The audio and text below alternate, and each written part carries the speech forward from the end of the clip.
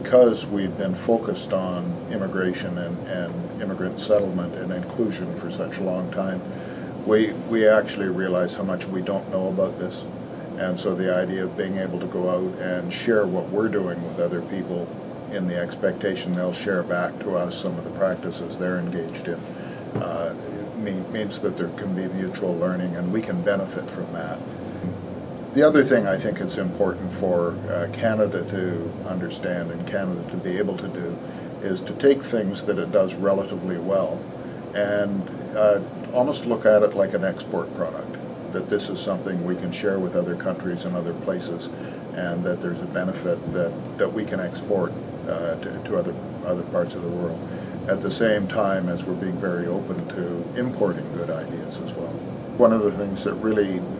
works and makes a huge difference here is our institutions, and our institutions have been working with immigrants for decades, and have most of the good ones now have developed some way of doing it, some kind of systematic approach to it. The participants are in the roadshow are people who have key positions with some of our major institutional players in the Toronto region, who have a track record of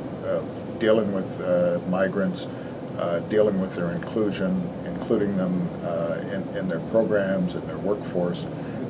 These are people, I think, who have powerful stories to tell, have examples to share, and so we think they'll make a critical contribution to the conversation. What we're really interested in is how we can improve in what we do in Toronto and what our partners do in Toronto, and how we can begin to innovate in some of the, beyond some of the things that we're doing now. So I'd be very interested in hearing, for example, about using sport and culture as key tools of integration, or engaging small businesses, small and medium-sized business in labor market practices at integrating immigrants.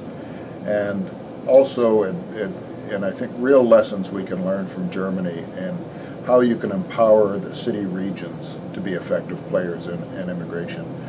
beyond the national governments, beyond individual players, but how the cities, the city regions themselves can be players. The Germans have